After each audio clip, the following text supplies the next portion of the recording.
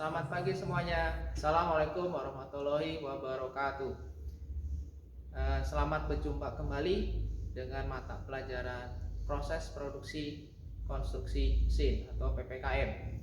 Semoga kita masih dalam kondisi sehat dan semoga COVID-19 ini cepat berlalu sehingga kita bisa bertatap muka, bersua kembali ya dengan nyaman dan aman.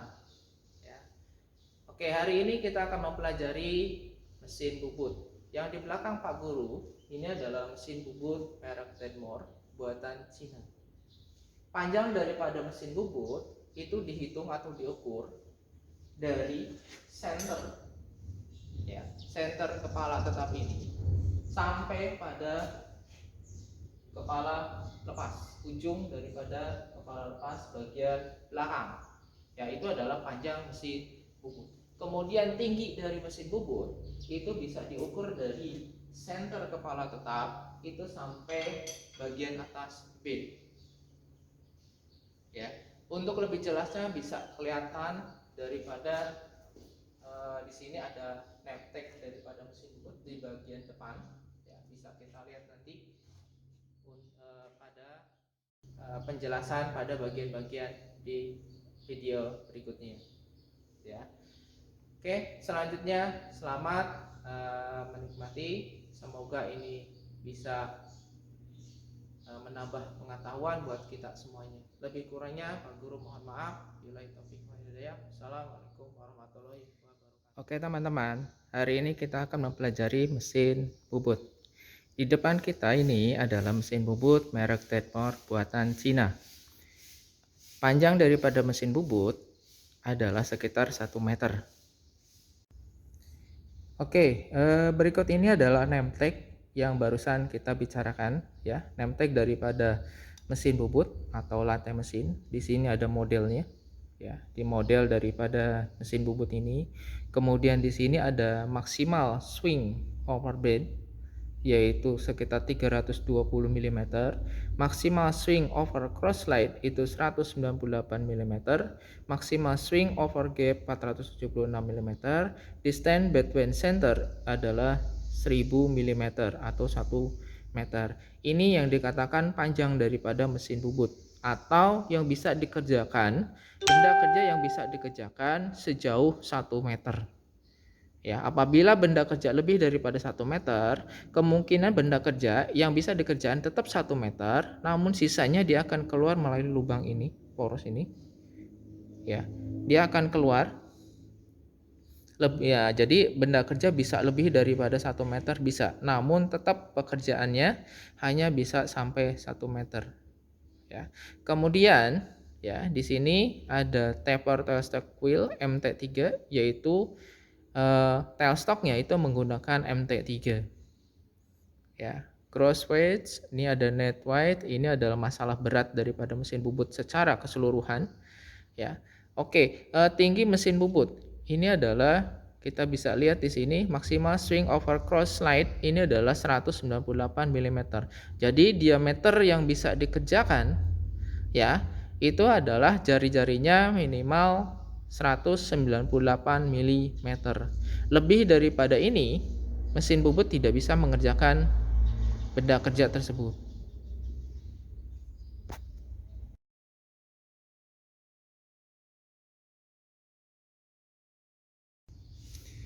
Ini adalah bagian dari kepala mesin bubut yang terdiri dari kepala tetap atau headstock. Yang kedua, ada bagian yang dinamakan mekanik percepatan atau untuk merubah percepatan sesuai dengan proses kerja di mesin bubut. Ini adalah berfungsi untuk emergency. Jadi, untuk mematikan total seluruh kelistrikan daripada mesin bubut apabila terjadi hal yang tidak diinginkan. Ini berfungsi untuk mengetes putaran awal atau jog. Coba perhatikan, kita pijit ini,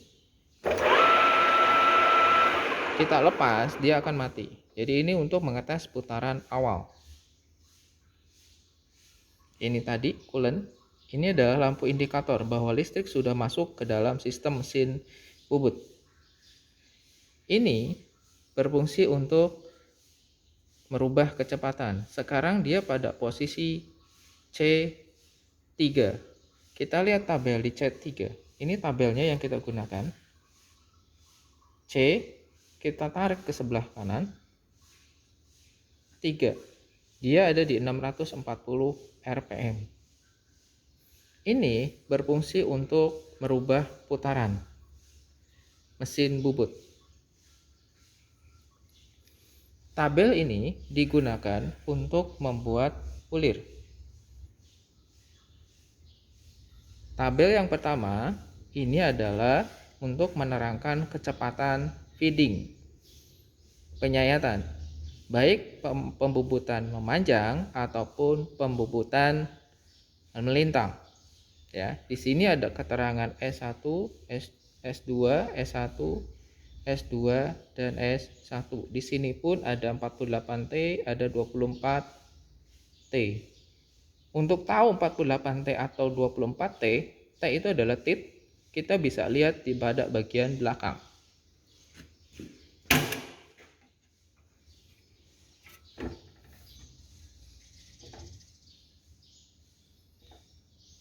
Di bagian sini biasanya suka ada keterangannya. Nah, di sini ada angka 48. Artinya untuk di bagian bawah dia menggunakan 48 gigi atau 48 T. Karena 48 T-nya yang digunakan adalah di bawah, maka tabel inilah yang akan kita gunakan pada kondisi mesin hari ini. Nah, di sini ada dua pilihan, S2 atau S1. Kita lihat indikator di bagian bawah. Di sini adalah S. M itu adalah untuk metrik atau untuk pembuatan ulir. S, kemudian di bagian bawah ini menunjuk pada 1. Berarti ini adalah posisi S1. Kita lihat kembali ke tabel. 48T S1. Berarti tabel bagian bawah inilah yang kita gunakan untuk mengetahui kondisi daripada mesin bubut ini, terutama feedingnya. Kita lihat indikator berikutnya. Di sini ada B menunjuk ke B, dan yang ini menunjuk ke angka 2. Berarti ini dalam posisi B2. Kita lihat di tabelnya. Kita tahu tadi kita sudah menggunakan di S1. Kemudian kita pengen tahu untuk asutan atau feeding memanjang, dia kecepatannya berapa? Kita cek di sini ada tabel B2, kita tarik ke bawah. Untuk asutan atau feeding memanjang, dia kecepatannya adalah 0,115 per milimeter. Ya, jadi dalam 1 mm dia kecepatannya adalah 0,115. Kemudian untuk eretan melintang, apabila kita gunakan otomatis feedingnya, dia menggunakan feeding atau kecepatannya sekitar 0,025 per milimeter. Ini adalah kepala tetap. Ya, dia berfungsi untuk menjepit benda kerja dan meneruskan putaran dari mekanik percepatan ke benda kerja sehingga benda kerja berputar. Ini adalah bagian eretan yang terdiri dari, ini adalah rumah pahat atau tool post. Ini adalah eretan atas. Dia berfungsi untuk maju mundur, ya, maju mundur pahat. Ini adalah bagian untuk eretan lintang. Sedangkan yang ini adalah berfungsi untuk eretan memanjang. Ini bagian adalah untuk membuat ulir gigi, membuat ulir. Ini berfungsi untuk otomatis baik eretan memanjang maupun eretan lintang. Ini adalah kepala lepas atau oil stock. Dia bisa diputar. Dia berfungsi biasanya untuk membuat lubang, ya, membor, ataupun juga untuk membuat eksentrik, ataupun juga bisa untuk menopang benda kerja yang sangat panjang. Kelengkapan daripada kepala lepas ini adalah senter. Senter terdiri dari senter hidup dan senter mati. Seperti tadi yang telah dibicarakan, bahwa kepala lepas ini mendapat peralatan tambahan, salah satunya adalah senter. Senter ini berjenis senter hidup, life center.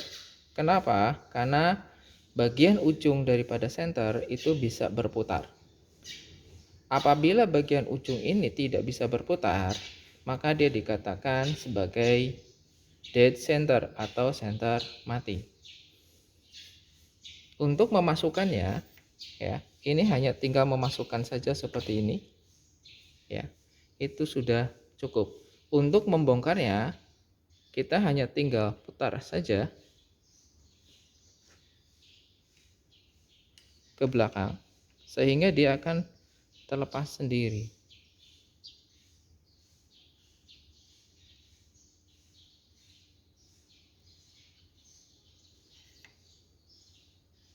Ini adalah peralatan tambahan. Ini adalah lampu. Ini adalah untuk coolant. Coolant itu adalah untuk pendingin.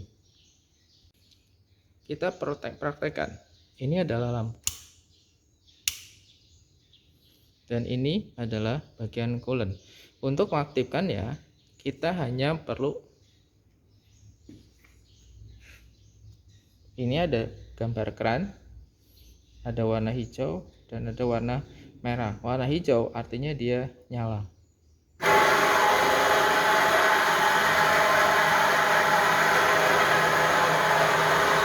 Untuk mengatur besar kecil daripada coolant, kita tinggal merubah daripada keran berikut ini. Ini kondisi mati. Kita keluarkan perlahan. Kecil. Kita fullkan maksimal. Dia keluar maksimal.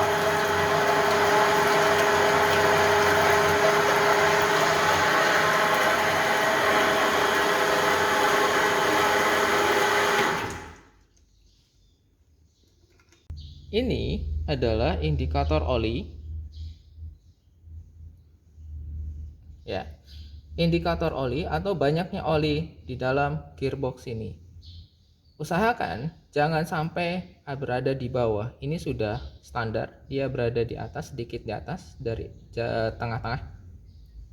Kemudian ini adalah indikator oli yang berada pada eretan atau apron ini, ya. Ini juga sudah standar.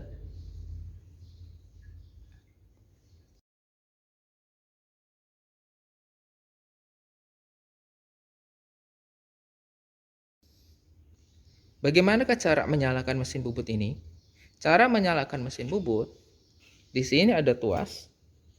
Kita tinggal geser saja ke kiri, kemudian ke bawah. Maka mesin bubut dia akan berputar ke arah kita. Apabila kita menginginkan arah putarannya itu terbalik, kita balik jadi arah menjauhi daripada operator, maka yang harus kita lakukan adalah kita matikan dulu. Sama caranya tadi, geser ke kiri, namun kita tarik ke atas. Maka dia menjadi putaran balik. Ini digunakan ketika pahat bubut ada di depan bagian benda kerja, bukan di belakang benda kerja. Lebih jauhnya nanti kita bisa perhatikan dalam praktek.